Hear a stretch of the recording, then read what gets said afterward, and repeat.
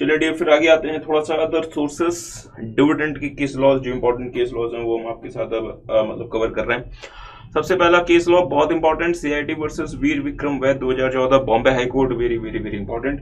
Case law का नाम है can repairs and renovation expenses incurred by the company in respect of premises leased out by a share holder having substantial interest in the company be treated as a deemed dividend. तो फिर थोड़ा सा मैं आपको deemed dividend के बारे में यहाँ पे बताना चाहता हूँ। हमारे पास आप डीम्ड डिविडेंड के बारे में जो भी मतलब सेक्शन है उसमें बहुत इंपॉर्टेंट मतलब सेक्शन है डियर फ्रेंड, जिसका नाम है 222E सेक्शन नंबर 222E।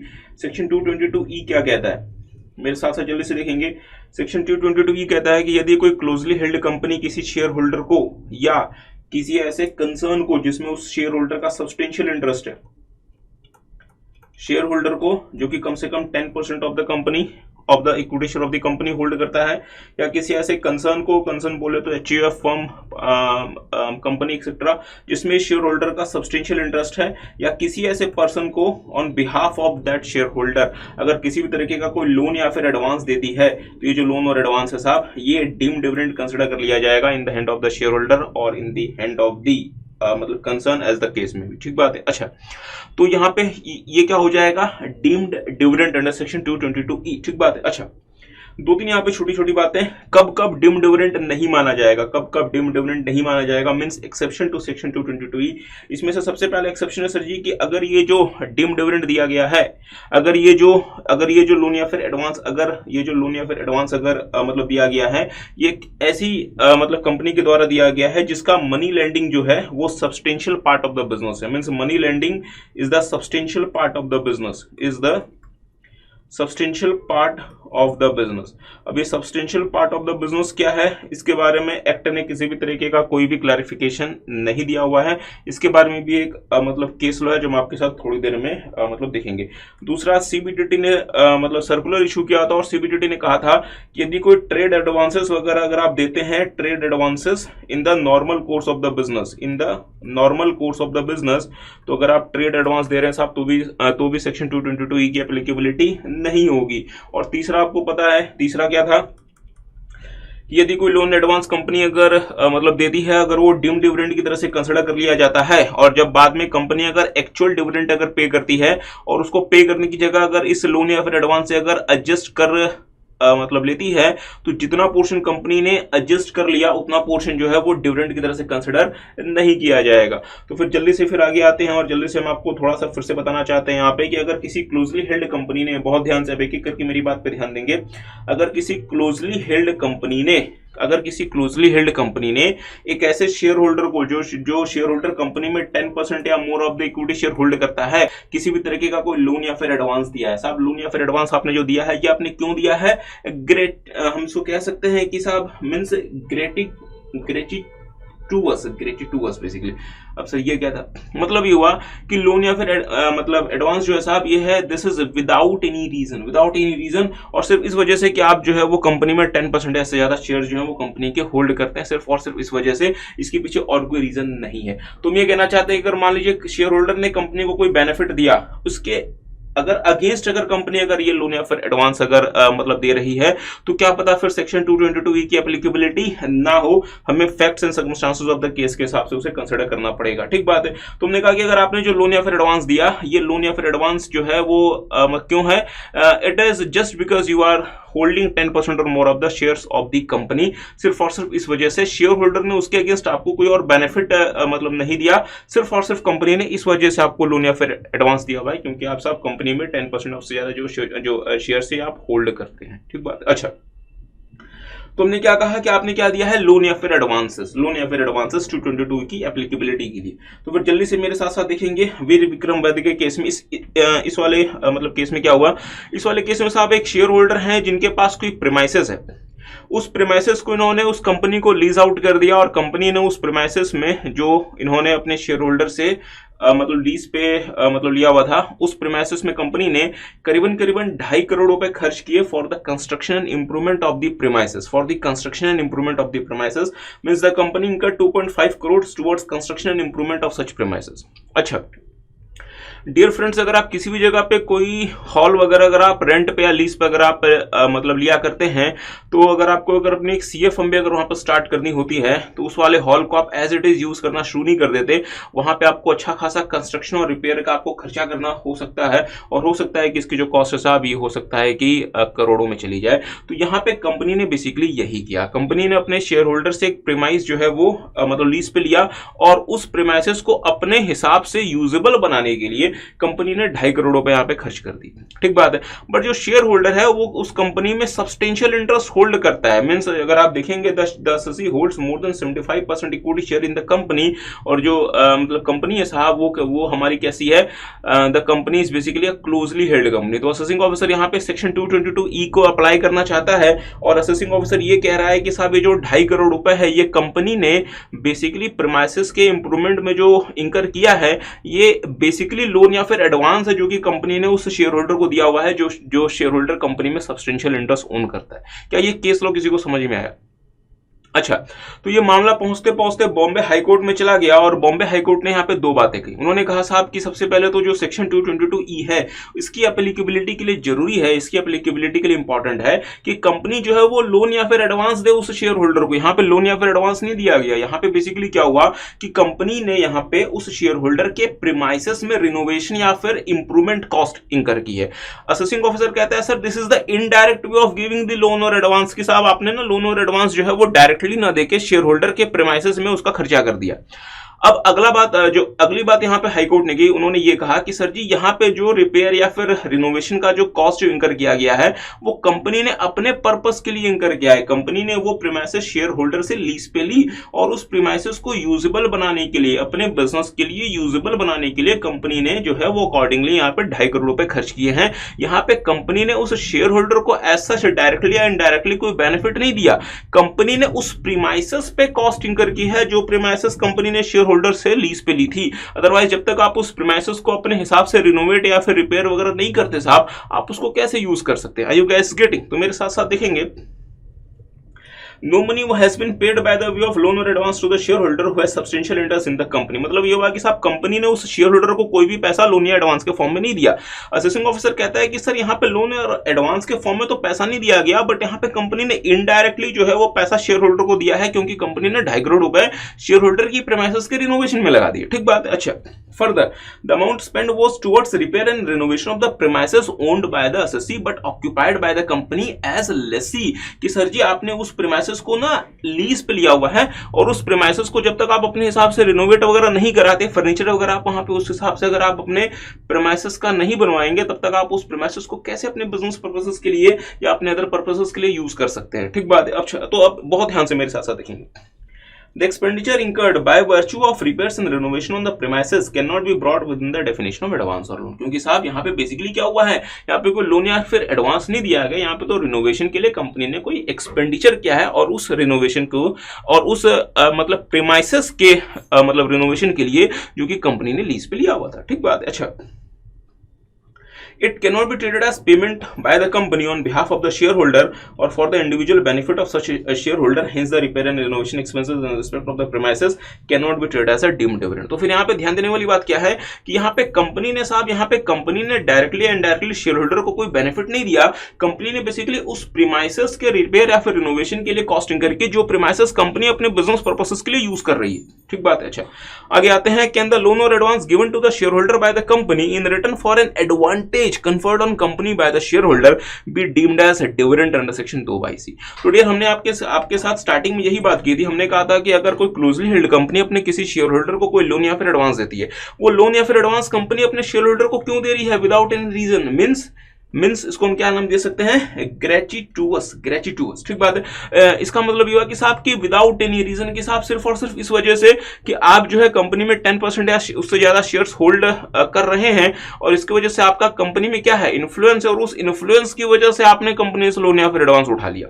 अगर शेयर होल्डर ने उसके बदले कंपनी को कोई बेनिफिट दिया है, अगर शेयर होल्डर ने उसके बदले कंपनी को कोई बेनिफिट दिया है जिसकी वजह से कंपनी ने लोन या फिर एडवांस दिया है, तो फिर तो उस केस में तो उस केस में हम मतलब सेक्शन 222E के डायरेक्ट एप्लीकेबिलिटी नहीं कर सकते, हमेशा फैक्ट्स एंड सर्कमस्टेंसेस को देखना पड़ेगा, जो कि यहाँ पे यही हुआ है। तो मेरे साथ साथ देखेंगे साहब, this is very important case law जिसका नाम है प्रदीप कुमार मल्होत्रा वर्सेस CIT 2011 का, कोलकाता हाई कोर्ट का।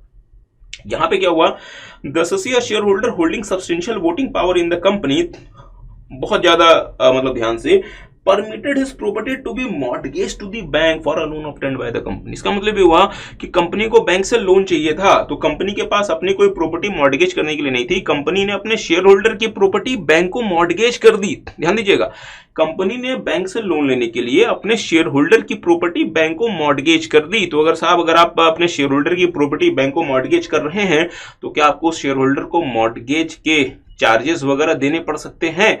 हाँ सर। और अगर आप वो मॉर्गेज चार्जेस वगैरह पे कर रहे हैं, तो क्या आप अपने शेयर होल्डर को कुछ एक्स्ट्रा एडवांटेज वगैरह दे रहे हैं? नहीं सर। क्यों? क्योंकि उस शेयर होल्डर ने आपके लोन के लिए, मींस कंपनी के लोन के लिए, बैंक को अपनी प्रॉपर्टी मॉर्गेज करने की सर्विस दी है। ठीक बात है। अच्छा, the share holder requested the company to release the property from the mortgage. Shareholder ने कंपनी को कहा कि साहब, मुझे ना उस प्रॉपर्टी की रिक्वायरमेंट, तो कृपया बैंक से उस वाले प्रॉपर्टी के मॉर्गेज को रिलीज करके मुझे दे दें। On failing to do so, company ऐसा नहीं कर पाई, for retaining the benefit of loan availed from bank, the company gave some advance to the associate. ठीक बात है साहब। कंपनी को शेयर होल्डर ने कहा कि सर जी, मुझे उस प्रॉपर्टी की रिक्वायरमेंट है, कृपया आप बैंक से उस प्रॉपर्टी को फ्री करा दें। कंपनी ऐसा नहीं कर पाई, तो साहब ने, तो कंपनी ऐसा नहीं कर पाई जिसके वजह से, जिसके लिए या फिर जिसके मतलब बदले कंपनी ने क्या किया, कंपनी ने कोई लोन या फिर एडवांस जो है वो एसोसिएट को दिया। तो सवाल बनता है कि क्लोजली हेल्ड कंपनी है, ठीक बात है, शेयर होल्डर ऐसा है जिसके पास क्या है, कंपनी के सब्सटेंशियल वोटिंग पावर्स। एक क्लोजली हेल्ड कंपनी ने लोन या फिर एडवांस एक ऐसे शेयर होल्डर को दिया जिसके पास सब्सटेंशियल वोटिंग पावर्स। इसका मतलब सेक्शन 222E की एप्लीकेबिलिटी के सारे फैक्टर्स आ गए। पर सवाल बनता है कि क्या ये लोन और एडवांस कंपनी ने जो है वो शेयर होल्डर को जो है वो बिना किसी वजह के दे दिया, या फिर यहां पे कोई ऐसा रीजन है, या फिर हम ये कह सकते हैं कि शेयर होल्डर ने यहां पे कंपनी को कुछ ऐसे बेनिफिट्स दिए हैं जिसके बदले कंपनी ने वो लोन या फिर एडवांस शेयर होल्डर को दिया है। हाँ सर, कंपनी को यहां पे शेयर होल्डर ने कुछ ऐसे बेनिफिट्स दिए हैं जिसके बदले कंपनी ने लोन या फिर एडवांस शेयर होल्डर को दिया है। तो इसकी वजह से हम साहब सेक्शन 222E की डायरेक्ट एप्लीकेबिलिटी नहीं कर सकते। तो बहुत ध्यान से मेरे साथ साथ देखेंगे यहाँ पे क्या लिखा हुआ है। अच्छा, देखेंगे मेरे साथ साथ कुछ खास बातें। अच्छा, देखेंगे साहब, in case the such loan or advance is given to such shareholder as a consequence of any further consideration which is beneficial to the company received from such a shareholder, such advance or loan cannot be said to be a deemed dividend within the meaning of section 222। इसका मतलब ये हुआ कि अगर share holder ने company को कोई benefit दिया जिसके बदले कंपनी ने अगर कोई लोन या फिर एडवांस दिया है, तो आप इसे डीम्ड डिविडेंड नहीं मान सकते और आप सेक्शन 222 की डायरेक्ट एप्लीकेबिलिटी नहीं कर सकते। कोलकाता हाई कोर्ट कह रहा है साहब, ये आपके मतलब कलकत्ता हाई कोर्ट कह रहा है प्रदीप कुमार मल्होत्रा वर्सेस CIT के केस में। ठीक बात है। अच्छा, आगे तो थोड़ा सा आगे आएंगे।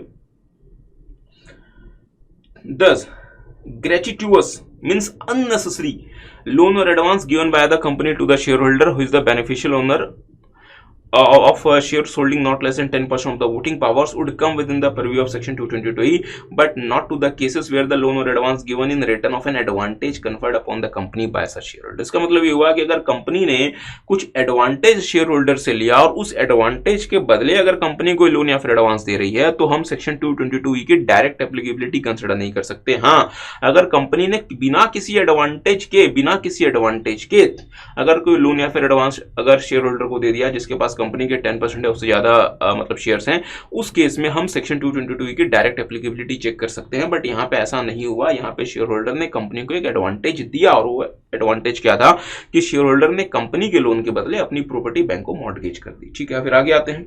अच्छा, what are the test for determining substantial part of the business of lending company for the purpose of application of exclusion provisions under section 222। तो साहब मेरी बात पे थोड़ा सा डियर फ्रेंड्स मतलब ध्यान देंगे, याद करें हमने आपको कहा था कि सेक्शन 222E जो है वो अप्लाई कर जाता है। 3 ऐसे एक्सेप्शंस होते हैं सेक्शन 222E के जहां वो अप्लाई नहीं करता। पहला एक्सेप्शन क्या था कि money lending is a substantial part of the business of the undertaking and money has been lended in the ordinary course of the business. तो इसका मतलब ये हुआ कि अगर कोई ऐसी कंपनी अपने शेयर होल्डर को कोई मनी लेंड करती है जो कि मनी लेंडिंग जिसका सब्सटेंशियल पार्ट ऑफ द मतलब बिजनेस है और वो उसे ऑर्डिनरी कोर्स में अगर वो मनी लैंड करेगी तो फिर कंपनी के हैंड में सेक्शन 222 नहीं लगेगा, डिविडेंड अप्लाई नहीं होगा। ठीक बात है। तो एक्ट ने तो ये कह दिया कि money lending is a substantial part of the business of the undertaking. सवाल बनता है सब्सटेंशियल पार्ट क्या होता है, या वो क्या क्राइटेरियाज है जब हम ये कह सकते हैं कि money lending business is the substantial part of the business of the undertaking. Act ने ऐसे कुछ भी क्राइटेरियाज को मेंशन नहीं किया, हाई कोर्ट ने साहब कुछ क्राइटेरियाज हमें बताए हैं और वो आप हम कह सकते हैं कि दीज आर दी मतलब जनरल अकाउंटिंग क्राइटेरियाज, आप अकाउंटिंग में भी देखते हैं। और वो क्राइटेरियाज क्या क्या हो सकते हैं? एक हो सकता है साहब टर्नओवर टू टोटल टर्नओवर, दूसरा हो सकता है profit to total profit criteria, तीसरा हो सकता है manpower employed to total man power employed, चौथा हो सकता है capital employed to total capital employed, पांचवा हो सकता है sir ji assets to total assets criteria. तो ये कुछ क्राइटेरियाज ऐसे हैं जहां पे जिनको कंसिडर करके हम इस चीज को मतलब चेक कर सकते हैं कि क्या मनी लेंडिंग जो है वो substantial part of the business of the undertaking है, और अगर है तो फिर सेक्शन 222E का एक्सक्लूजन अट्रैक्ट होगा, अदरवाइज सेक्शन 222E जो है वो एप्लीकेबल बना रहेगा। तो क्या क्या क्राइटेरियाज हो सकते हैं मेरे साथ साथ देख लेंगे। यहाँ पे केस लॉ कौन सा है? CIT versus Parle plastics 2011 Bombay high court, again very very very important case dear. हो सकता है कि डायरेक्टली ऐसे केसेस आपके एग्जाम में नहीं आए, बट ऐसे जो मतलब केसेस हैं डियर वो इनडायरेक्ट वे में आपके एग्जाम में आ सकते हैं। तो मेरे साथ साथ देख लें। Some of the test when a portion of the business can be considered as a substantial part of the business। तो सब हम कब ये मान सकते हैं कि कंपनी का एक जो पार्ट है वो means that part is the substantial part of the business of the मतलब company। तो a portion which generates a substantial part of the turnover compared to the total turnover of the company, a portion which generates small share of turnover but earns a large portion, say more than 50% of the total profit। मतलब ये हुआ कि profit का हम कह सकते हैं कि मतलब क्राइटेरिया। तीसरा percentage of man power use for a particular part of the मतलब business in relation to the total man power और workforce of the company. Means workforce आपने उस वाले पार्ट के लिए कितना एम्प्लॉय किया है compare to the total workforce of the company. The capital employed for a specific division of a company in comparison to the total capital employed के साथ आपने उस वाले पार्ट के लिए कैपिटल कितना एम्प्लॉय किया और आपने टोटल कैपिटल कितना एम्प्लॉय किया। पांचवा the assets used for a particular portion in comparison to the total assets of the company, means total assets employed criteria। तो ये 5 ऐसे क्राइटेरियाज हैं जो कि पार्ले प्लास्टिक्स के केस में बॉम्बे हाई कोर्ट ने कहा था कि आप कंसिडर कर सकते हैं in checking whether a particular portion of the मतलब business is the substantial part of the business of the undertaking or not. Okay, फिर आगे आते हैं थोड़ा सा। Would section 222E be attracted in respect of financial transactions entered into the normal course of business? तो dear friends मेरे साथ साथ थोड़ा सा ध्यान दीजिएगा।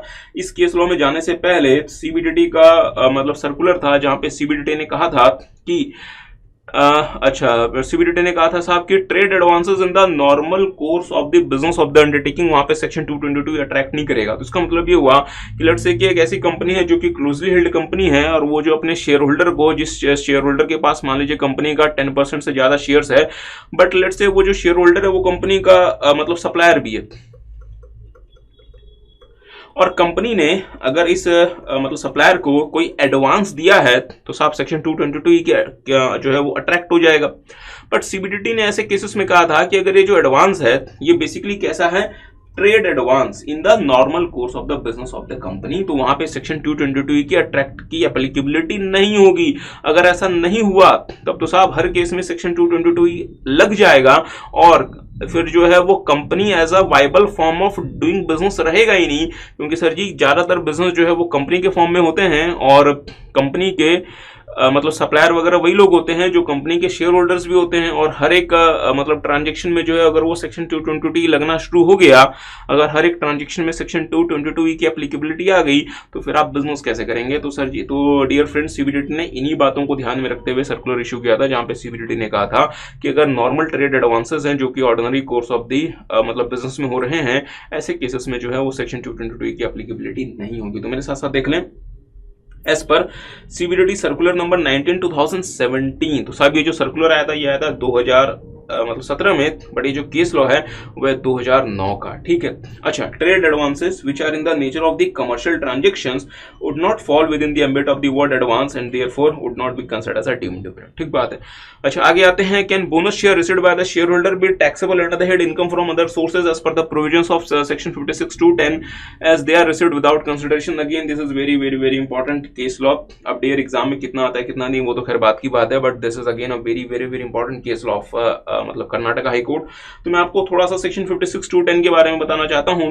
सेक्शन 56(2)(10) कहता है कि अगर कोई भी पर्सन किसी भी पर्सन को, अगर कोई भी पर्सन किसी भी पर्सन को, means any person to any person,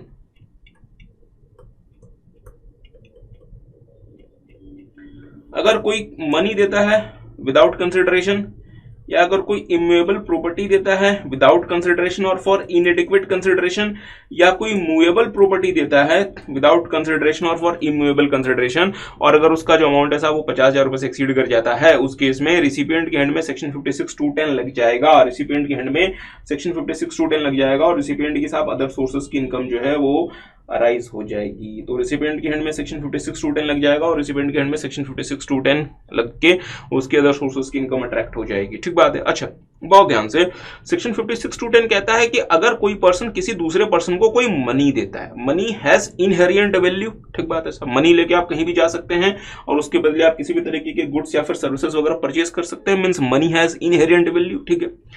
इम्यूएबल property, तो immovable property also have some inherent value, इसी तरीके से movable property have some inherent value. तो इसका मतलब ये हुआ कि सेक्शन 56(2)(10) की एप्लीकेबिलिटी के लिए जरूरी है कि जिस पर्सन को आप कुछ दे रहे हैं, मींस रेसिपिएंट, जो मतलब जिसे आप जो दे रहे हैं, जो प्रॉपर्टी आप उसे दे रहे हैं, उस प्रॉपर्टी की कोई इनहेरेंट वैल्यू होनी चाहिए, मींस उसकी कोई वैल्यू होनी चाहिए। अगर उसकी कोई वैल्यू नहीं है तो इसका मतलब उस पर्सन को बेनिफिट क्या है, मींस मतलब रिसिपिएंट को साहब उसका बेनिफिट क्या है।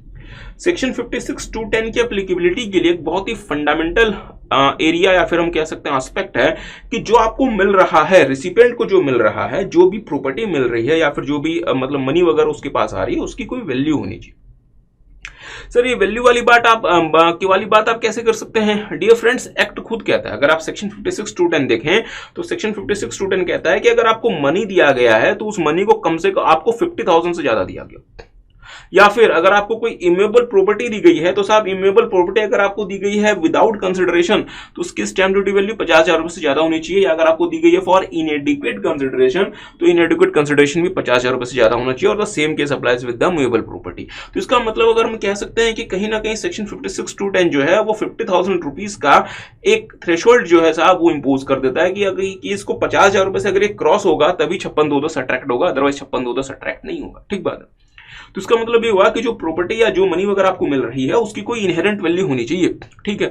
अच्छा, अब इस वाले केस में क्या हुआ, अगर मैं इस वाले केस लॉ को देखूं तो इस वाले केस लॉ में क्या कहा गया है कि कंपनी ने बोनस शेयर इशू किया है अपने शेयर होल्डर्स को। तो साहब शेयर होल्डर को कंपनी अगर बोनस शेयर इशू करती है तो कंपनी एक ऐसी प्रॉपर्टी शेयर होल्डर को दे रही है, प्रॉपर्टी तो आ गई, तो प्रॉपर्टी आ गई जिसकी वजह से 56(2)(10) भी अट्रैक्ट हो सकता है और यहाँ पे विदाउट कंसिडरेशन भी है, तो क्या बोनस शेयर की वजह से तो क्या 56(2)(10) अट्रैक्ट हो जाएगा। सवाल बनता है कि जो कंपनी बोनस शेयर आपको दे रही है, क्या उस बोनस शेयर की अपनी कोई इनहेरेंट वैल्यू होती है? क्या उस बोनस शेयर की अपनी कोई इनहेरेंट वैल्यू होती है? नहीं डियर, बोनस शेयर की अपनी कोई इनहेरेंट वैल्यू नहीं होती, बोनस शेयर की अपनी कोई इनहेरेंट वैल्यू नहीं होती। सर क्या कह रहे हो? Dear friends, bonus share is basically what? Bonus share is basically the reallocation of the general reserves to the capital account of the company. मतलब ये हुआ कि मेरे पास जो जनरल रिजर्व्स पड़े हुए थे मैंने उसको सीधा जो वो कैपिटल अकाउंट में उसको मतलब कैपिटलाइज कर दिया। This is basically the capitalisation of the reserves of the company. अच्छा, बोनस शेयर इशू कर देने की वजह से, बहुत ध्यान से, बोनस शेयर इशू कर देने की वजह से कंपनी के पास कोई नया फंड नहीं आ रहा, कोई नया इन्फ्लो नहीं हो रहा, कंपनी के पास कोई मनी नहीं आ रहा, कंपनी के पास कोई एसेट नहीं आ रहा। मींस कंपनी की बैलेंस शीट के एसेट साइड में सच कोई फर्क नहीं आ रहा। कंपनी का नेटवर्थ पहले जितना था बोनस शेयर को इशू करने के बाद भी उतना ही। हम ये कह सकते हैं कि लेट्स से कि कंपनी का नेटवर्थ 1000 करोड़ रुपीस था, कंपनी का नेटवर्थ 1000 करोड़ रुपीस था, लेट्स से कंपनी का नेटवर्थ 1000 CR था। कंपनी के 1 करोड़ शेयर्स इन सर्कुलेशन है, कंपनी के शेयर्स इन सर्कुलेशन है 1 करोड़, मतलब हर एक शेयर की जो इंट्रिंसिक वैल्यू है साहब वो 1000 रुपए है। अच्छा, कंपनी ने 1:1 का बोनस शेयर इशू कर दिया, बहुत ध्यान से। तो मान लीजिए कि मैं हूं मिस्टर ए और मेरे पास कंपनी के लेट्स से 100 शेयर्स हैं। तो हर एक शेयर की इंट्रिंसिक वैल्यू 1000 रुपीज है, तो मैं ये कह सकता हूं कि मेरे पास जो कंपनी के 100 शेयर्स हैं इसकी वैल्यू मार्केट में 1 लाख रुपए है। मींस इन 100 शेयर्स की जो वैल्यू है मार्केट में ये 1 लाख रुपए है। मेरी बात से एग्री करेंगे? अच्छा, कंपनी ने 1:1 का बोनस इशू कर दिया, कंपनी के number of shares in circulation बढ़ के 2 करोड़ हो गए, बट कंपनी के पास अभी भी जो साहब उन शेयर्स की जो बैकिंग वैल्यू है वो तो 1000 करोड़ रुपए है। कंपनी के शेयर्स की बुक वैल्यू या बैकिंग वैल्यू तो साहब अभी भी 1000 करोड़ रुपए है, बट इस 1000 करोड़ रुपए के शेयर्स को अब लेने वाले 2 करोड़ शेयर्स हैं। तो इसका मतलब पर शेयर जो वैल्यू है साहब वो घट के 1000 रुपए से घट के 500 रुपए हो गई। आई यू गैस गेटिंग? क्योंकि सर जी आखिर 1000 करोड़ रुपए की तो ही बैकिंग वैल्यू है जिसको लेने के लिए अब 2 करोड़ लोग आ गए, पहले 1 करोड़ लोग थे। अच्छा सर जी, फिर हमारे मींस मिस्टर ए के साथ क्या होगा? मिस्टर ए के पास कंपनी के 100 शेयर्स थे, कंपनी को यहाँ पे इन्होंने 100 शेयर्स कंपनी ने इनको बोनस शेयर्स के नाम के दे दिए, तो मेरे पास तो 200 शेयर हो गया। मैं इस बात को लेकर बड़ा खुश हूं कि मेरे पास कंपनी के 200 शेयर्स हो गए, बट जब मैं मार्केट में गया और जब मैंने जाके मार्केट में पता किया तो पता चला कि कंपनी के अब एक शेयर की कीमत जो है वो 1000 रुपए से घट के 500 रुपए रह गई। बट क्या मुझे एज अ शेयर होल्डर कोई लॉस हुआ? नहीं, क्योंकि मेरे पास 200 शेयर्स हैं और हर एक शेयर की जो कीमत है वो 500 रुपए है। तो इसका मतलब मेरे पास पहले भी 1 लाख रुपए की वर्थ थी इस कंपनी के शेयर्स की, वो आज भी 1 लाख रुपए।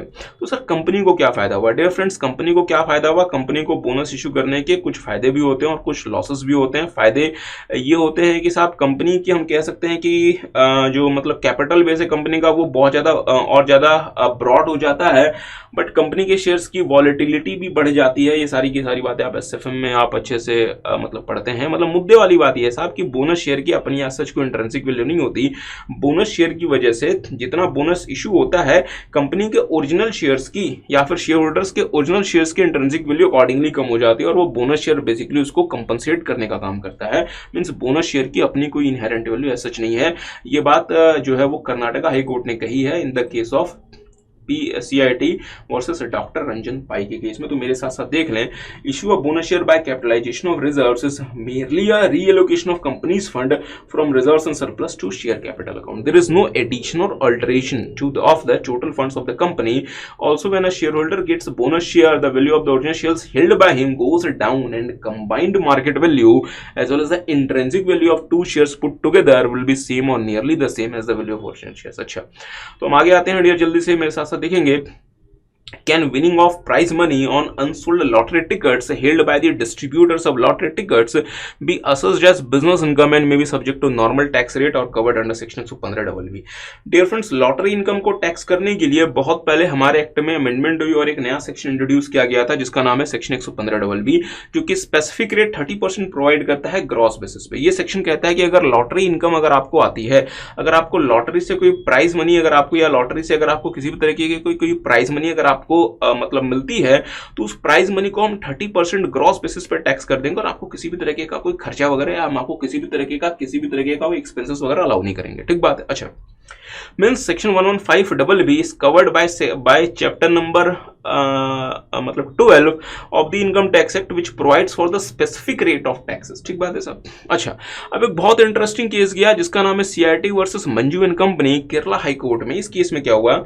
इस केस में एक पर्सन है जो कि लॉटरी के मतलब डिस्ट्रीब्यूटर है। मीन्स लॉटरी में डील करना उनका मतलब गैम्बल नहीं है, उनका क्या है डिफरेंस मतलब बिजनेस है।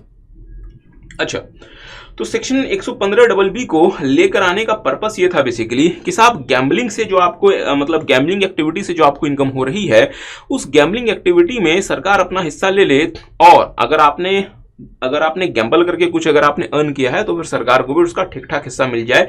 और सरकार आपसे 30% चार्ज कर लेती है और उसकी जो इनकम होती है वो आपके अदर सोर्सेस की इनकम में जाती है सेक्शन 56 में।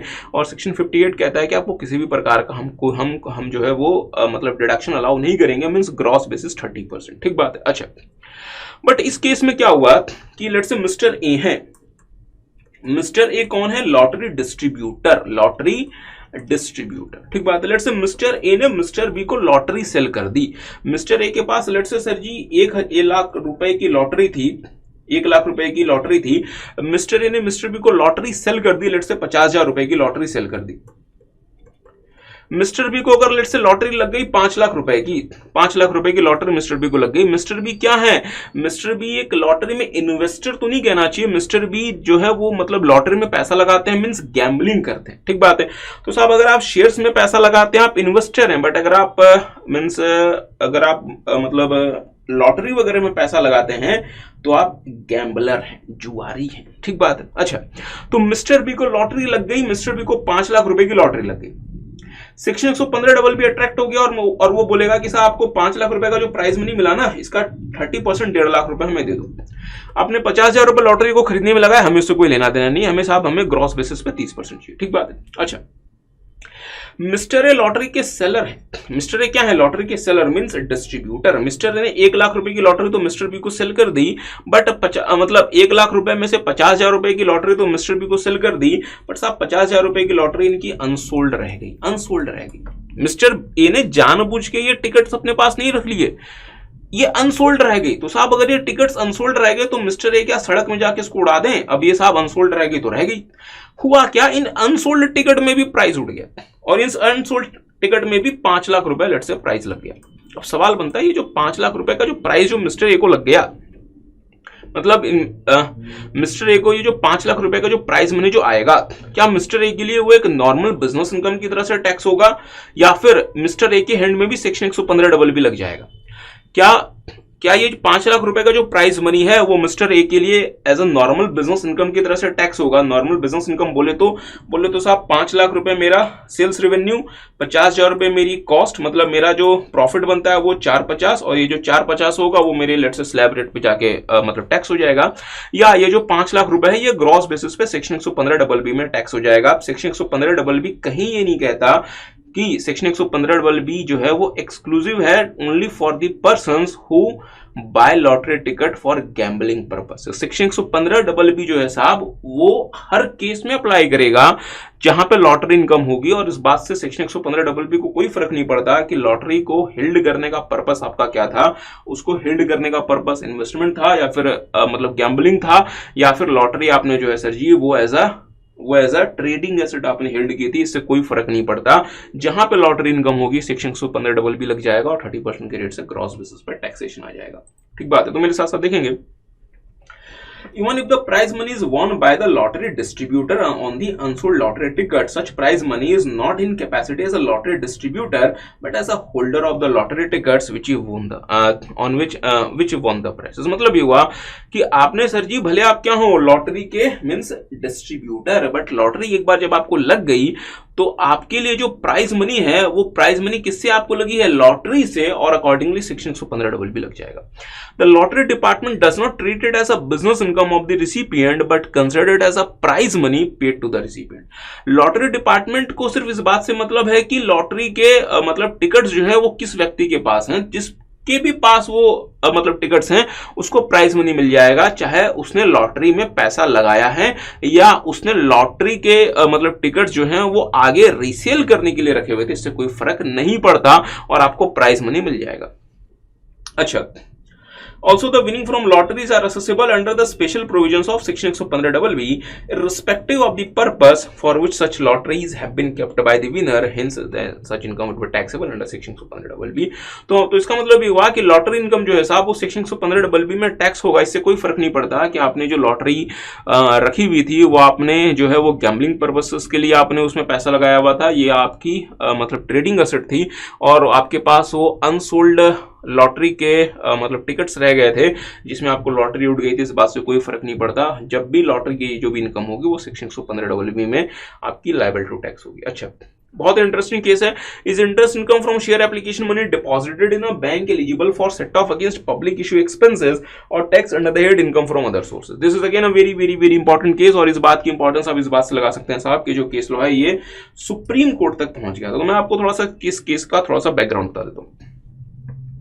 एक कंपनी जो साहब शेयर्स इशू कर रही है, जो आईपीओ वगैरह लेकर आ रही है, उसको सर जी जो शेयर एप्लीकेशन का जो मनी होता है जो उस कंपनी को मिला है अपने शेयर होल्डर से, उनको इसे एक अलग अकाउंट में मेंटेन करना पड़ता है। ठीक बात है। उस अकाउंट को आप किसी बैंक में ओपन करते हैं और उस अकाउंट को अगर आप किसी बैंक में ओपन करते हैं तो जो पैसा आपने वहां पे मतलब डिपॉजिट किया है तो उसमें आपको कुछ इंटरेस्ट इनकम भी मिल सकता है। तो वो जो इंटरेस्ट इनकम होता है, नॉर्मल जो इंटरेस्ट इनकम होती है डियर, वो आपके अदर सोर्सेस की इनकम बनती है।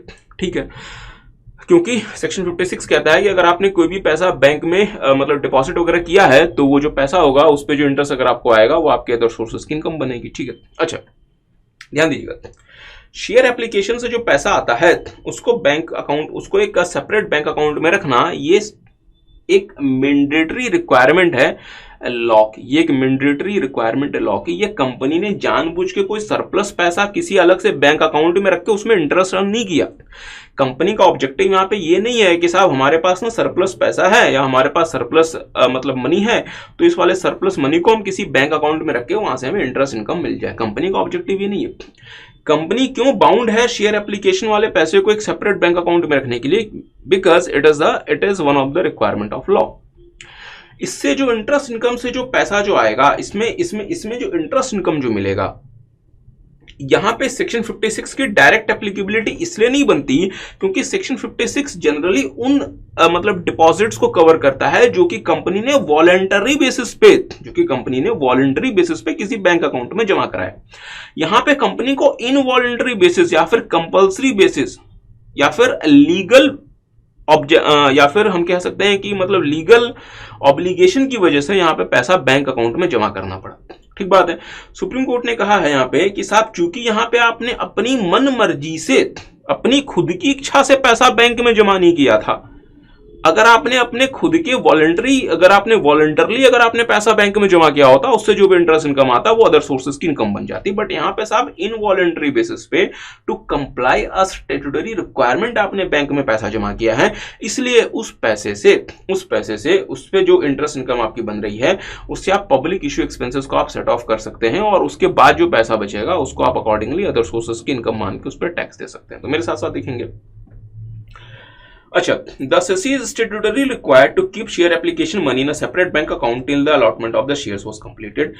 Any surplus money deposited in a bank account for the purpose of earning interest is liable to be taxed as income from other sources. तो साहब this is very important. Any surplus money deposited in a bank for the purpose of earning interest, मतलब अगर आपने voluntarily कोई पैसा bank में जमा कराया है उस पर इंटरेस्ट अर्न करने के लिए, उस पर तो आपको अदर सोर्सेज की लायबिलिटी बनती है। पर यहाँ पे आपने जो है वो सरप्लस मनी अपने खुद के वॉलंटरली आपने बैंक में जमा नहीं कराया, यहां तो एक स्टैट्यूटरी रिक्वायरमेंट है जिसकी वजह से वो पैसा आपको बैंक में रखना पड़ा है। अच्छा, here the share application money was deposited with the bank not to earn any additional income but to comply with the law.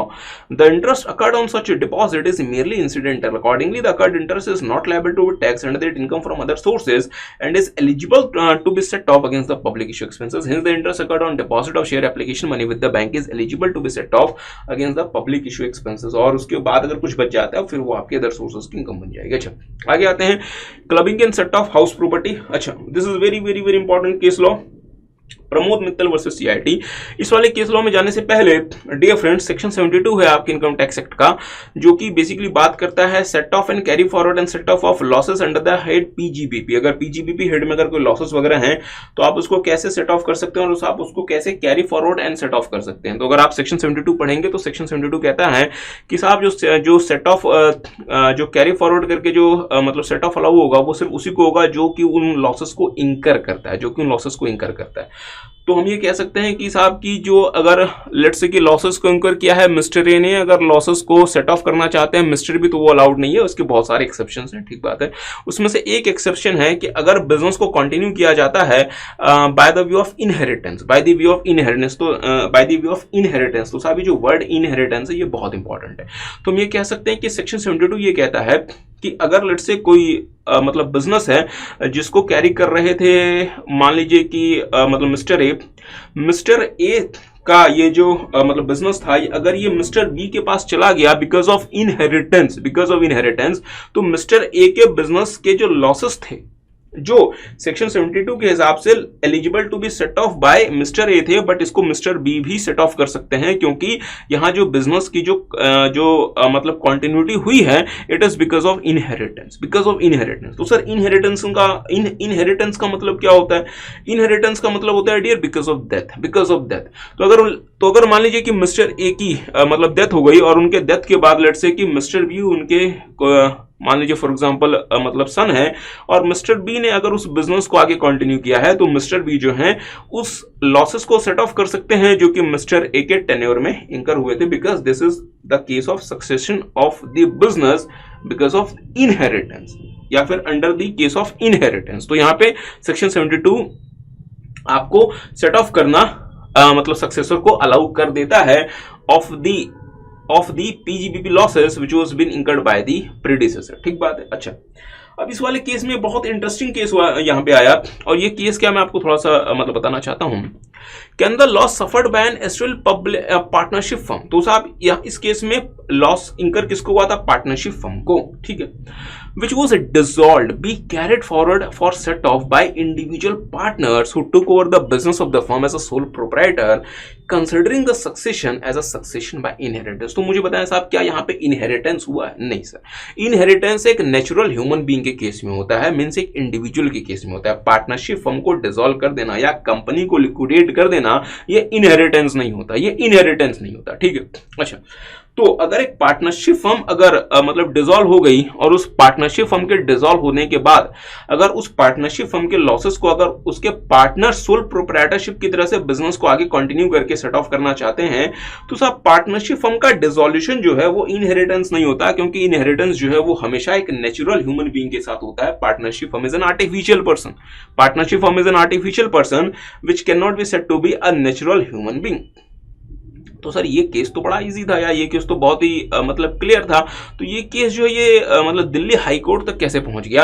आपका कहना सही है डियर कि ये केस दिल्ली हाई कोर्ट तक कैसे पहुंच गया, क्योंकि इससे एक मिलता जुलता केस है जो है CIT versus Madhukant M Mehta 2001। This is a very interesting case, ठीक बात। इस वाले केस में क्या हुआ, मैं आपको थोड़ा सा पहले बता देता हूं कि CIT versus Madhukant M Mehta के केस में क्या हुआ। इस वाले केस में क्या हुआ कि एक मतलब बिजनेस था, जो पर्सन वो उस बिजनेस को कर रहा था, उस पर्सन की डेथ हो गई, ठीक बात है। वो पर्सन जो है वो सोल प्रोप्राइटरशिप की तरह से उस वाले बिजनेस को कंटिन्यू कर रहा था, उस पर्सन की डेथ हो गई, उस बिजनेस में कुछ कर रहे थे, there was some means losses related to that particular मतलब बिजनेस, ठीक बात है। अच्छा, जिस पर्सन की डेथ हुई उस पर्सन के लीगल हेयर्स जो हैं, बहुत ध्यान से, जिस पर्सन की डेथ हुई उस पर्सन के लीगल हेयर्स जो हैं, उन्होंने एक पार्टनरशिप फर्म बना ली और उस बिजनेस को आगे कंटिन्यू किया। उन्होंने एक पार्टनरशिप फर्म बना ली और उस वाले मतलब बिजनेस को आगे कंटिन्यू किया। सुप्रीम कोर्ट ने यह माना this is the case of succession of the मतलब बिजनेस इन इनहेरिटेंस, और उस पार्टनरशिप फर्म को उन लॉसेस को कैरी फॉरवर्ड करना और सेट ऑफ करना अलाउ कर दिया,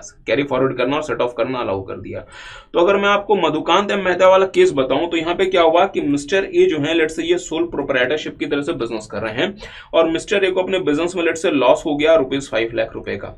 मिस्टर बी के मतलब मिस्टर ए के लेट्स से दो सन हैं, एक है मिस्टर बी और दूसरे हैं मिस्टर सी। इन्होंने एक पार्टनरशिप फर्म बनाई और अपने फादर के बिजनेस को कंटिन्यू किया। मतलब सुप्रीम कोर्ट ने कह दिया कि this is the case of succession by inheritance, और ये 5 लाख रुपए का जो लॉस है ये पार्टनरशिप फर्म को कैरी फॉरवर्ड करना अलाउ कर दिया। सर यहाँ पे सक्सेशन हुआ है, यहाँ पे एक नेचुरल पर्सन की डेथ हुई और उसके लीगल हेयर्स ने इस बिजनेस को कंटिन्यू किया। अंतर सिर्फ इतना है कि उन्होंने उस वाले मतलब बिजनेस को जो है वो सोल प्रोप्राइटरशिप की तरह से कंटिन्यू नहीं करके पार्टनरशिप की तरह से कंटिन्यू किया, बट यहाँ पे सक्सेशन बाय इनहेरिटेंस हुआ है। प्रदीप मित्तल वाले केस में क्या हुआ, प्रमोद जी के केस में क्या हुआ, प्रमोद जी वाले केस में क्या हुआ कि एक पार्टनरशिप फर्म का मतलब डिसॉल्यूशन हुआ। और पार्टनरशिप फर्म एक आर्टिफिशियल पर्सन है, तो आर्टिफिशियल पर्सन का डिसोल्यूशन जो है साहब वो इनहेरिटेंस नहीं होता। इसलिए प्रमोद जी वाले केस को आप मधुकांत एम मेहता वाले केस के साथ इक्वेट करके वो वाला बेनिफिट यहां पे नहीं ले सकते, क्योंकि पार्टनरशिप फर्म का डिसोल्यूशन बेसिकली इनहेरिटेंस नहीं है। Partnership firm is an artificial entity, artificial entity होने की वजह से साहब ये इनहेरिटेंस वाला केस यहां पे फॉल नहीं करता। तो ज्यादा समय आप नहीं लगाएंगे। The partnership firm was dissolved and taken over the running business of the firm by 12 partners as a sole proprietor was not as a case of succession by inheritance because partnership firm is not a natural entity, it is an artificial entity। अच्छा आगे आते हैं। Can the cross transfer of assets to each other's spouse would attract the clubbing provisions, very important case जिसको आप cross transfer के नाम से भी जानते हैं, CIT वर्सेस केशव जी मुरार जी, मतलब सुप्रीम कोर्ट। तो डियर मैं आपको थोड़ा सा इसमें बताना चाहता हूं, हमारे इनकम टैक्स एक्ट में एक मतलब सेक्शन है जिसका नाम है 6414। सेक्शन 6414 कहता है कि अगर लेट से मिस्टर ए ने अपने स्पाउस को कोई एसेट ट्रांसफर कर दिया विदाउट एडिक्वेट कंसिडरेशन और under in connection with the agreement to live apart, means मतलब डाइवोर्स वाले केस में, तो उस एसेट से जो इनकम होगी वो मिस्टर ए के हैंड में क्लब हो जाएगी। तो हमने क्या कहा कि लेट से मिस्टर ए है, मिस्टर ए ने अपने स्पाउस को, लेट से मिसेस ए को एक हाउस प्रॉपर्टी ट्रांसफर कर दी, या लेट से कि कोई हम कह सकते हैं कि किसी कंपनी के बॉन्ड्स वगैरह ट्रांसफर कर दिए, जिस बॉन्ड में लेट से 1 लाख रुपए का हर साल का इंटरेस्ट आता है। और मिस्टर ए ने मिसेस ए को जो बॉन्ड ट्रांसफर किया है, क्योंकि मिस्टर ए की स्पाउस है मिसेस ए, ये जो उन्होंने बॉन्ड ट्रांसफर किया है ये ट्रांसफर किया है फॉर इन एडिक्वेट कंसिडरेशन और under the agreement to live apart. इन्होंने इनको ये बॉन्ड ट्रांसफर कर दिया जिसमें 1 लाख रुपए का इंटरेस्ट आता है। तो सेक्शन 6414 कहता है, सेक्शन 6414 कहता है कि जो 1 लाख रुपए हैं साहब ये मिस्टर ए के हैंड में क्लब हो जाएंगे। ये जो 1 लाख रुपए हैं ये मिस्टर ए के हैंड में क्लब हो जाएंगे और इस 1 लाख रुपए पे जो टैक्स लायबिलिटी आएगी वो मिस्टर ए की आएगी। ठीक बात है। अच्छा लेट्स से मिस्टर ए ने अपने स्पाउस मिसेस ए को कोई एसेट ट्रांसफर करना है, तो साहब उसकी जो इनकम होगी वो मिस्टर ए के हैंड में क्लब हो जाएगी अंडर सेक्शन 6414। ठीक है। इसी तरीके से लेट्स से मिस्टर बी भी प्लान कर रहे थे अपने स्पाउस को कोई एसेट ट्रांसफर करना मिसेस बी को, बट मिस्टर बी को किसी ने बताया कि सर जी जैसे आप इस एसेट को ट्रांसफर करेंगे इसकी जो इनकम होगी वो तो आपके हैंड में क्लब हो जाएगी, फायदा क्या होगा। तो मिस्टर ए और मिस्टर बी फ्रेंड थे, इन्होंने काम किया, इन्होंने देखा कि साहब मैं जो है वो मिस्टर ए जो है वो 5 लाख रुपए का बॉन्ड अपनी वाइफ को ट्रांसफर कर रहे थे जिसमें 1 लाख रुपए का इंटरेस्ट आता है, और लेट से मींस जो मतलब बी साहब हैं वो भी लेट से 5 लाख रुपए का बॉन्ड अपनी वाइफ को ट्रांसफर कर रहे थे जिसमें 1 लाख रुपए का इंटरेस्ट आता है। ठीक है। मिस्टर ए ने क्या किया, ये बॉन्ड मिसेस बी को ट्रांसफर कर दिया, और मिस्टर बी ने क्या किया, ये बॉन्ड मिसेस ए को ट्रांसफर कर दिया। क्या सेक्शन 6414 अट्रैक्ट होगा? नहीं सर, सेक्शन 6414 अट्रैक्ट होता है जब आप खुद के स्पाउस को कोई एसेट ट्रांसफर करते हैं विदाउट कंसिडरेशन और in an agreement to live apart.